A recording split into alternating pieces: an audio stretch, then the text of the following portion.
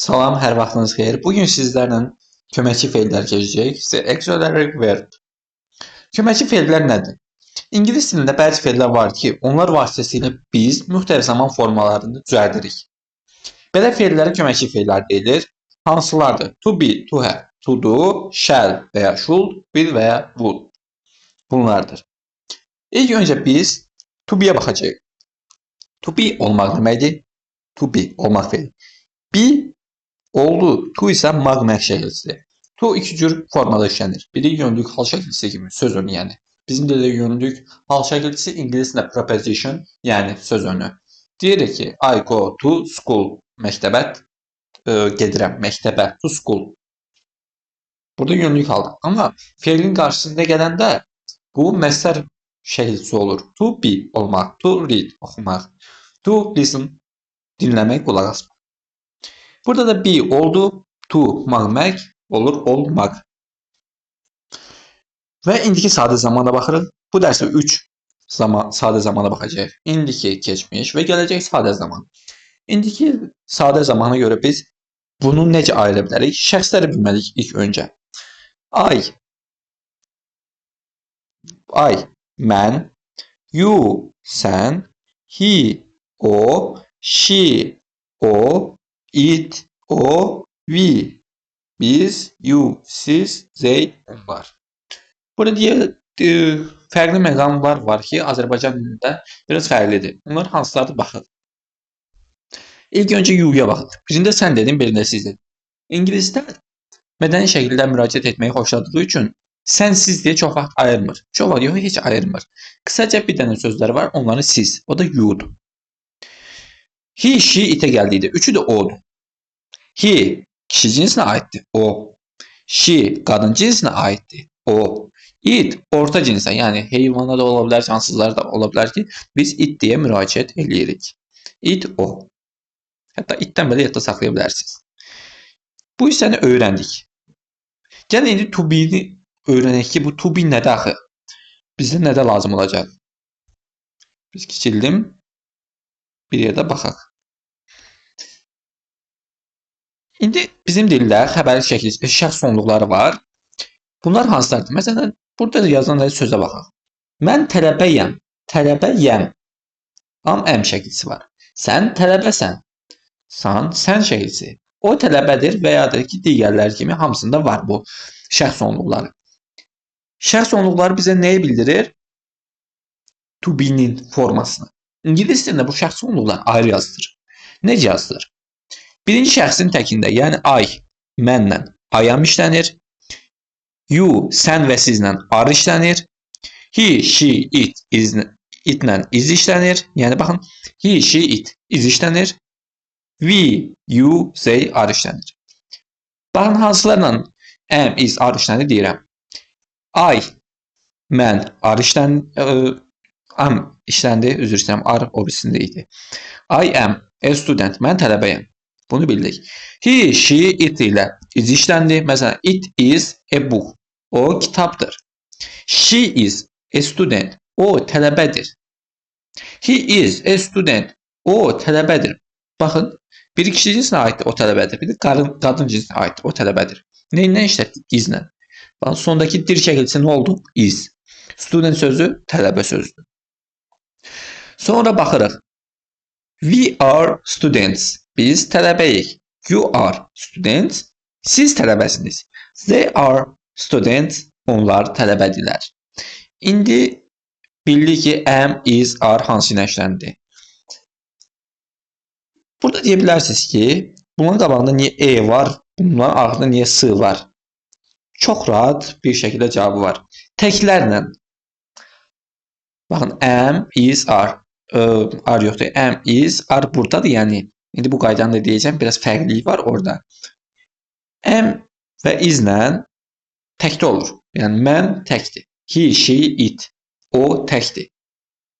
Ay da təkdir. Yəni, he, she, it də təkdir. Ona görə e artiklını işlədə bilərik. E artiklı bir mənasına gəlir. Bir. En. Yəni, mən bir tələbəyəm. Bizim dildə mən bir tələbəyəm demirik. Amma ingilislər mən bir tələbəyəm deyir. Çünki onlar ismi sadə şəkildə işlətməyi xoşlamırlar. Ya qabağında bir təyin edici söz, ya da ki, yelik əvəzliyi də ola bilər, yelik hallı olan bir söz də ola bilər, isim də ola bilər, ya da ki, cəmdə olmalıdır. İndi dedik axı, təklərlə E artiklını işlədirik. Mən bir tələbəyəm. Amma bunlardan cəmdə işlədirik. Baxın, cəmlik şəkilçisi larlərdə bizdə ingilislərdə S-dır. S və S. Students olur tələbələr. Deyir ki, we are students. Biz tələbələrik. Yəni, biz tələbəyik. O mənadır. Amma belə deyə bilərik, we are a student. Biz bir tələbəyik. Heç düz gələr, məntiqə sığışmır. Və ya da you are a student. Düz gəlmir. Arla E işlənmir. Amma buna baxaq, burada niyə E artiklı var? Bu biraz baş qarışdırıcı məqamdır. Amma normalda E artiklı işlədilmir. You are students deyirlər. Amma you are a student deyiləndə sən mənasında müraciət olunur. Belə deyim, dostlar, yaxınlar, rəfiqələr, ailə üzvləri ola bilər ki, bir-birinə you are a student sözünü və ya student olmasa başqa isim olsun. Burada həmin sözü işlədə bilər. E artiklı ilə işlədə bilər. Amma normalda işlədilmir. Bu sadəcə ümumi bir qaydadır. İndi keçdik. Bu təsdiq forması idi. Biz bunun sualını, bir də inkarını bilməliyik. Sualı necə edirik? Bayaq necə yazırdıq? I am a student. Sualda yerləri dəyişirik. Am-i atırıq əvvələ. Ya da ki, are atırıq əvvələ. Yerlər dəyişir. Are they students? Burada baxın, olur necə? Are they students? Digərləri də eynidir. He is. Bir də çıxdım, indi yenə daxil oluram.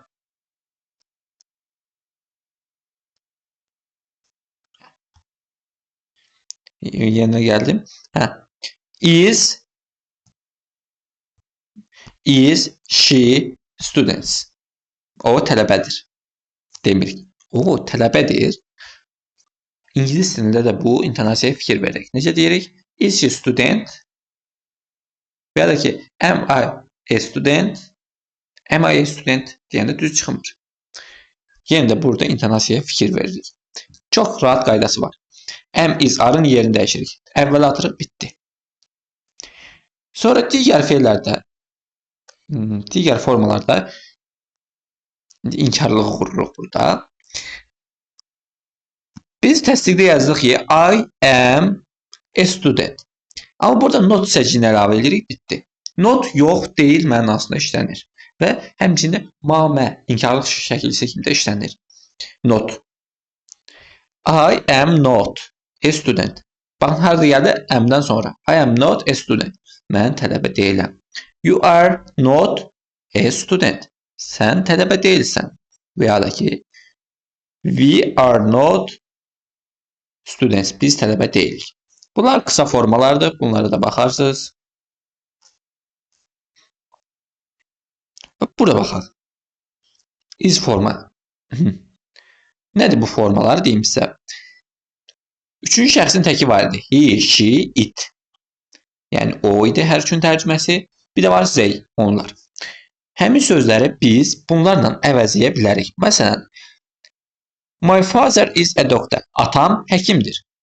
My father yerinə he qoya bilərik. Kişi cinsidir o. O həkimdir. Kim həkimdir? O. Bəlkə ki, atam həkimdir. Çünki əvəzi idi. Nitq hissəsini əvəz edin. İsmin yerinə əvəz edin. Üçüncü şəxsin təki və cəmi. Bunlar da yenə təklərdir. Cəminə baxırıq. Aytən and Günel are teachers. They are teachers. Belə deyə bilərik. Aytən and Günel are teachers. Əvəzi idi. They onlar deməkdir. Şəxs əvəzi idi. Cəmdədir. Gördüyünüz kimi əvəz etmək mümkündür. Sadəcə şəxs əvəzinin yerinə isim də gələ bilər. İsimlər təkdə də ola bilər, cəmdə də ola bilər. Sonra biz keçdik to be-nin keçmiş sadə zamanı. Adından da məlum olduğu kimi keçmiş zamanda baş vermiş hadisələrdən danışırıq. Keçmişdə, indi yox, keçmişdə baş vermiş hadisələrdən danışırıq. Və idi hissəciyi var. Azərbaycan dilində idi hissəciyinə uyğun gəlir. Məsələn, I was a student. Mən tələbə idim. You were a student. Sən tələbə idin. Görürsünüz, idin mənasındadır. Burada indi am is are-dan xırda bir dənə fərqi var sizə deyim. Biz he, she, it ilə nə işlədirdik? Was işlədirdik, is işlədirdik. Burada onların yerinə was yazırıq. Bir də birinci şəxsin təkində am yazırdıq, onun yerinə was yazırıq, qalanlar were olur. Baxın, birinci şəxsin təki I, sonra üçüncü şəxsin təki he, she, it, was oldu. Cədvəldə də verilib. Digərləri ilə were işlədirik. Bitdi. Suallar da eynən yuxarıda necə idi? Burada da eynəndir. To be'nin forması keçir əvvələ.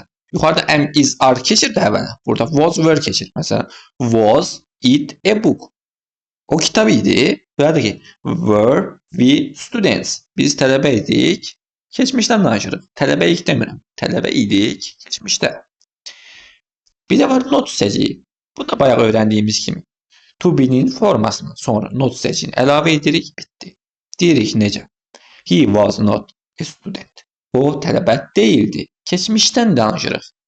Keçmişdə olub. Bir də deyirik ki, you were not students. Yenə not. Siz tələbə deyildiniz. Keçmişdən danışırıq. Və qısa formaları var. Bunları da nəzər yetirərsiniz. Burada da yenə bayaqki kimi üçüncü şəxsin təki və cəmini isimlərlə işlətmək olur. Ya da ki, isimləri əvəzliklərlə əvəz etmək mümkündür. Adından da məlumdur. Əvəzlik, əvəz edir. To be olmaq feili gələcək sadə zamanda.